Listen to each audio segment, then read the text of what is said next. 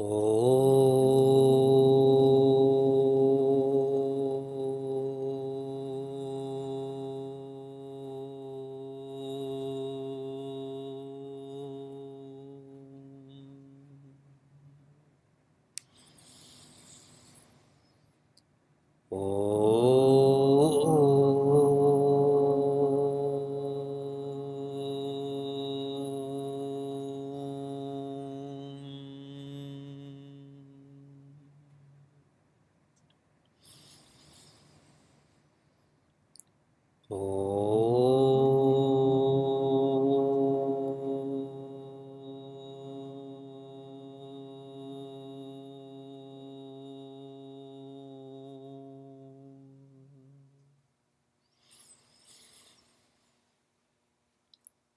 Om Vakratunda Mahakaya Suryakoti Samaprabha Nirvignam Kuru Me Deva Sarvakaryeshu Sarvada Saraswati Namastubhyam Varade Kamarupini Vidyarambham Karishyami Siddhir Bhavatu Me Sada Gurur Brahma Gurur Vishnu Gurur Devo Maheshwaraha Gurureva Param Brahma Tasmai Shri Gurave Namaha. Narayana. Hari Om and greetings from Niagara Falls. What do you think the leading cause, or sorry, not the leading cause, the third leading cause of death is for those between the age of 10 and 24? Third leading cause of death in America for kids, teenagers, and young adults. Suicide. Third leading cause of death. Every day, 5,400 attempts of suicide are made by those who are in this age range of 10 to 24. 5,400 attempts a day. I was recently part of a workshop. It was entitled Holistic Wellness. And there was a neurologist who was speaking about holistic wellness, and the thoughts he was sharing were very little to do with medicine, very little to do with an objective science. His thoughts were on peace, making peace with oneself, pursuing peace. There is no subject that is more important than being peace. If that's the ends, then the means to that obviously is equally important. And I'm appreciative of all of you putting in effort to reduce this cause of death, to reduce these attempts. Taking this to a related subject is, sometimes people ask me, how do you stop others from being radicalized? Through a website, through a book, in the negative, in the fanatic sort of way. Those who are vulnerable can be capitalized upon. True? If someone is very sick, physically, mentally, if someone is very poor, physically, mentally, then they're vulnerable. You can capitalize on them. You provide them with whatever they need, and they will start to believe in you, in your cause. The deepest vulnerability is being sad. When we're sad, we're ready to do anything. Eat anything, say anything, travel anywhere, buy anything.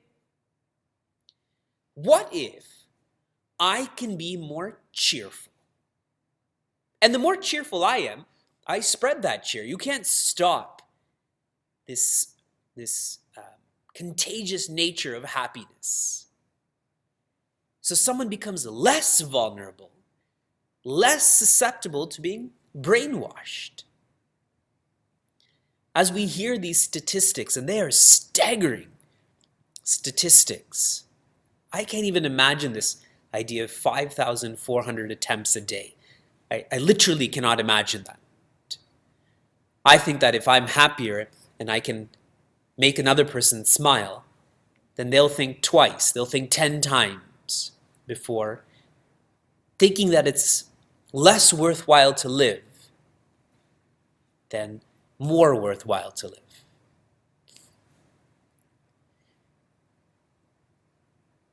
Sri Ramana is explaining the Vedanta Shastra in a most simple way. The word Shastra means science. Physics is a science. Chemistry is a science. Economics is a science. Vedanta, Veda means knowledge. Antaha means inside. Inside of life, inside of you. So Vedanta Shastra is a science on who you are. It's a science on what is the nature of life. Vedanta is trying to encourage us to evolve from being part-time seekers to being full-time seekers. A part-time seeker is one who's doing this and this and this and pursuing peace. That is part-time.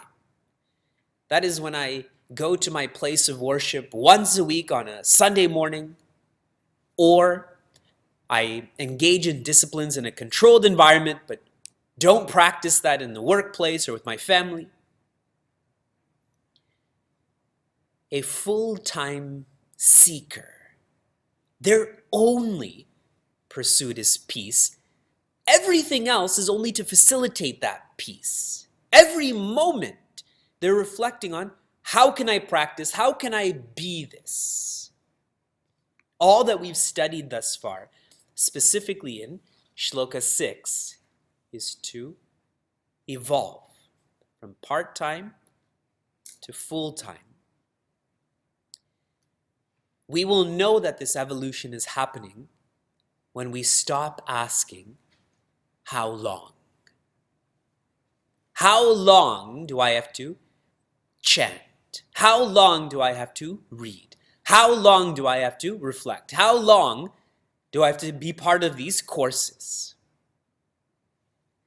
When you slow down, when you stop asking how long, you know that you've become a full-time seeker. There is no other seeking. Everything that you think about, every breath of yours, is to be independently joyous. This is all shared in a beautiful way. Verse 6. Okay? So holistic wellness is making peace a priority. For those whom peace is not a priority, then living is not very worthwhile.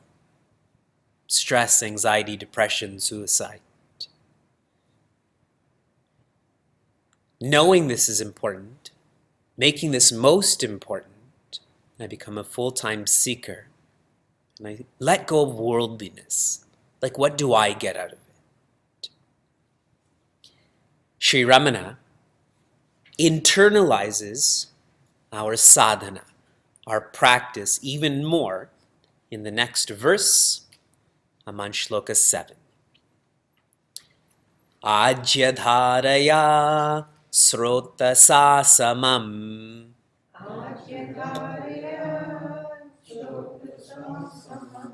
sarala chintanam viralataf param.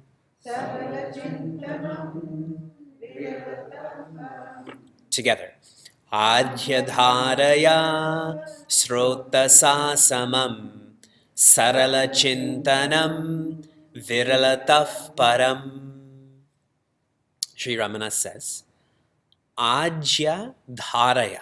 In the first quarter, Ajya means ghee. It means butter that has been clarified. The essence of butter has been captured. Dharaya, and this is flowing. Like what? Sotrasa samam, like a river. A river is ever flowing. Okay, so you have to visualize that. You have this flow of clarified butter. You have the flow of a river. The flow of a river we know is continuous, but that substance water is thin. With butter, we tend to think of this flow being unbroken, but it's thick. The substance, you have to put those on top of each other. And I'll share some more details. Okay. In Sanatana Dharma, butter or ghee is a symbol of purity. I shouldn't even use the word butter because ghee is not butter. Ghee is the essence of butter. But those who are not familiar with ghee, then we'll go with butter. It's like the essence of milk, okay? So it's a symbol of purity. In fact, when an infant is born, the fourth samskara, the fourth tradition that is to be followed for a human's lifetime, is called jata karma. And this is when the umbilical cord is still attached, and a parent, usually the father, feeds that infant who's just breathed its first breath, feeds ghee or butter, honey or sugar, and curd or yogurt. Feeds a concoction of all of this to that infant. And please understand the symbolism of all of this. It's not that they take a spoon, that baby's crying, there's blood everywhere, and they're putting this spoon of honey, right? That's dangerous to the infant's health. Why ghee? May every experience of this infant be strong. Why sugar? May every experience of this infant be sweet. And why yogurt? May every experience of this infant be serene. When you eat spicy food, what do you eat afterwards? Yogurt. And if you don't eat yogurt, you eat ice cream, correct? So, here I'm trying to bring out why ghee is used. It's a symbol of purity. It's a symbol of strength. And this word dhara. Right now I'm sitting in Chinmaya Dhara. Dhara means flow, like Niagara Falls. When that which is pure flows into that which is impure, Dhara turns into Radha. If you reverse those letters, Dhara becomes Radha. Dhara means flow. Dhara means extrovert. Radha means the one who worships, the one who is worshipable, the one who's an introvert. Here in our ashram, Bhagavati Radha, she's always looking. She's always beside Bhagavan Krishna, who is the source of joy. So why ghee and dhara are being used by Sri Ramana? Continuing with this example of a river. A river is used because it is natural. So butter is pure and the river is natural. It's like a river puts in no effort. It's just flowing. And tuning into this idea of this being unbroken. The flow of a river never breaks, right? That's called akhanda. Khanda means broken, chopped, Akhanda means unbroken, that which is homogeneous. Clearly, Sri Ramana is not just thinking of the butter and a river independently. He, if you're thinking about this carefully, is trying to show us how we have to think about peace in a most pure way, in a most natural way, akhanda. If you go to some mandirs, they'll have a pot there, and they fill up water in this pot, and there's a small hole, and there's a drop of water that keeps on falling in a systematic way. It's akhanda abhisheka. That Shivalinga, that icon, is continuously bathed. If you go to Shivananda Ashram, the Divine Life Society, there's a bhajana mandir there.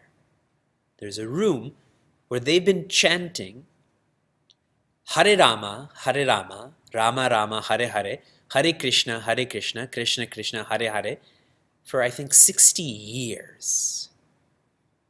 Akhanda, it's never stopped. 60 years. You can feel that.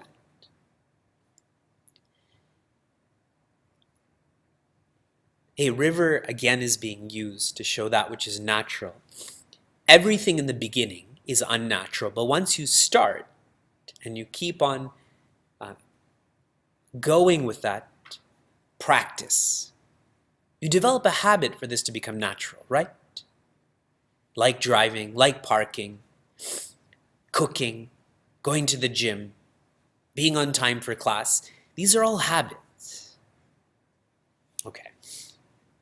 In the next quarter, sarala chintanam. Now this is the word we really need to focus on, is chintanam. Reflecting, to contemplate on. Sarala means simple. Sarala means that which is with ease. So I should be reflecting, I should be contemplating, I should be in tune with peace in a pure and natural way, so that this is effortless.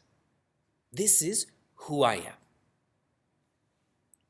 To give you a gauge of how unbroken, how intense the thoughts of our Creator, the thoughts of peace should be. In the Yoga Sutra, Rishi Patanjali shares, dharana is when you have the same thought for 12 seconds. 12 seconds, you don't think of anything else, it's akhanda. More sarala than that, more natural than that, is dhyana, where you have the same thought for 12 times 12 seconds, which is 144 seconds. You try. As soon as I'm done speaking, you try to have the same thought for 144 seconds.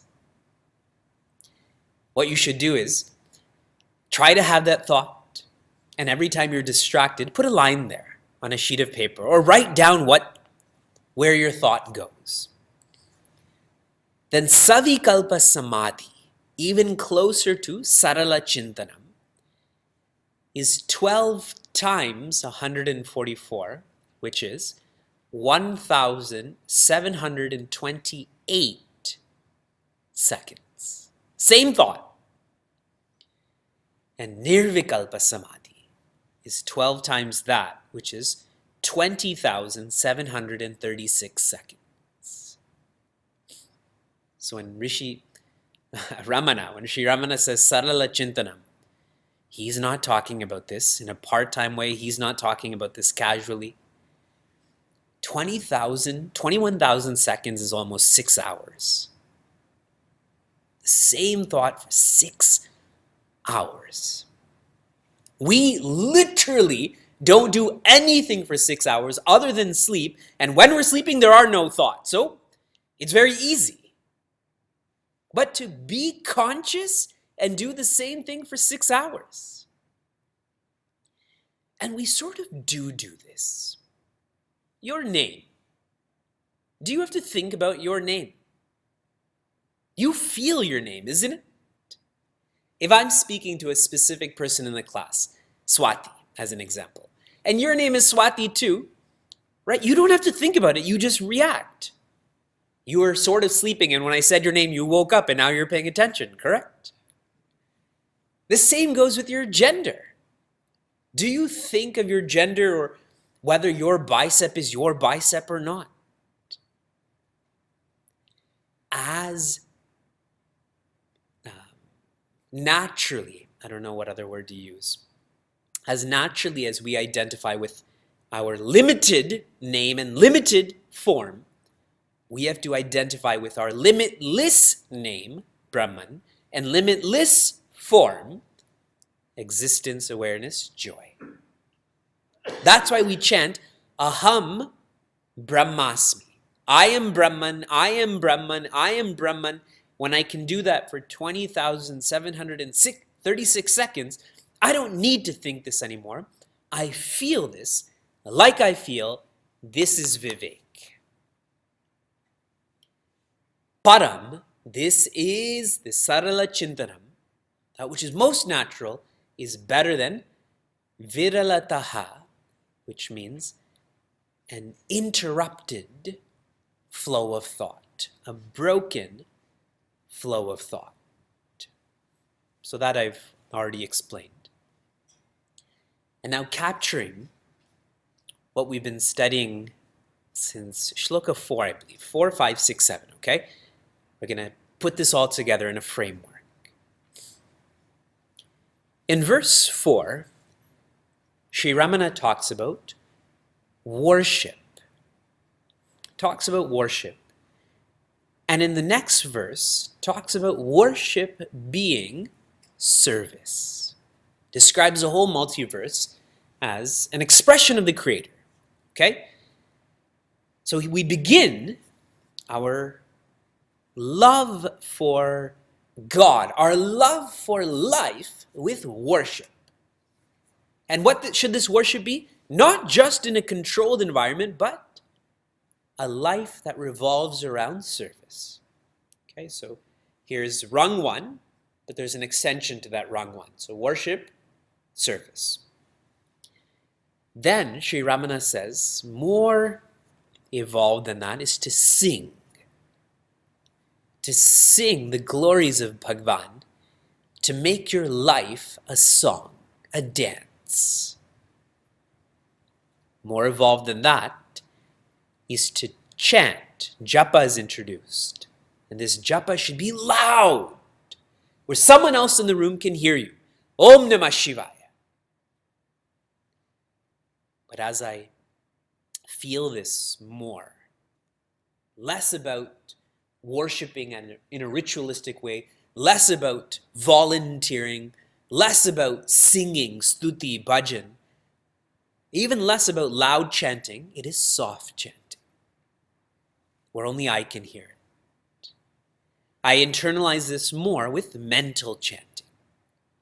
Okay? So worship, across from worship is serve. Then we go down into singing, down further into loud chanting, down further into soft chanting, down further into mental chanting. And all of this chanting is based on repetition. But now in this verse, we're going down further from japa to chinta. Japa is about repetition but no inquiry. Chinta is not about repetition, it is about inquiry. And here, why the example of the ghee and the srotasa are used, that purity and that nature, I have to feel that my nature is pure. My nature is not what I feel it is right now. This contemplation is first broken, viralataha, and this should evolve to sarala, which means it is integrated, from disintegrated to integrated, from distracted to directed. This is where Sri Ramana has taken us so far. And this is all to be practiced serially. So starting with the worship, I have to practice each of these in a mature way to get to this sarala chintana. And when you read the text today, there's a really simple but lovely example that Swami Tejramananda shares. He says when you eat mithai, I don't know why in English it's called the sweetmeat. It doesn't sound right. But Halloween is coming up, okay? So imagine Snicker bars. So that's the, in this example, the 8th mithai, the 8th Snicker bar satisfies you, okay? That's too bad that it requires 8 for that satisfaction, but let's just go with that example. So I'm a very logical and smart person, so I'm just going to eat the 8th one. I'm not going to eat 1 through 7. I'm just going to eat the 8th one and I'll be satisfied. Can you do that? Because as I read this, I keep thinking to myself, no need for worship. No need to chant loud or soft. I'm just into sarala chintana. The rest is for everyone else in the study group, but me, sarala chintana. Some of you, your name is Sarala, correct? That is the ego that is tricking us into actually not doing anything. Okay, so to be practiced serially. And so many of you are in the meditation in life course. And much of the commencement of our course is about preparation. You have to be ultra prepared to be able to engage in the ultra process. Here the same is being shared. You know, in this section of Upadesha Sara, it's on bhakti. The first section was on karma, the second on bhakti, the third will be on jnana. But you have to love. You have to love yourself. That is the self. And when you love the self, you will love the means to the self. But if you don't know the self, you can't love the self, the means will never be effective. This is the importance of studying what your potential is, who you are, so that you have that love.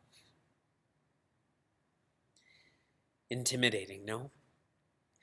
12 seconds is hard, especially with, our advanced televisions where it's so easy to just keep changing the channels or they change automatically, everything is programmed. Do you remember back in the day when you had a TV that was as big as an altar? It was as heavy as an altar. And you didn't have a control, and if you did, it was out of batteries because it would take those huge batteries that would suck out the power right away. So you had to get up to change the channel. It wasn't even a push, it was a turn. Yes, do you remember those televisions? And you get so tired turning. So the next time you just sit there and watch those commercials. And it's not like they were cool commercials like there are now, right? Now 12 seconds is so hard. Leave alone 20,736.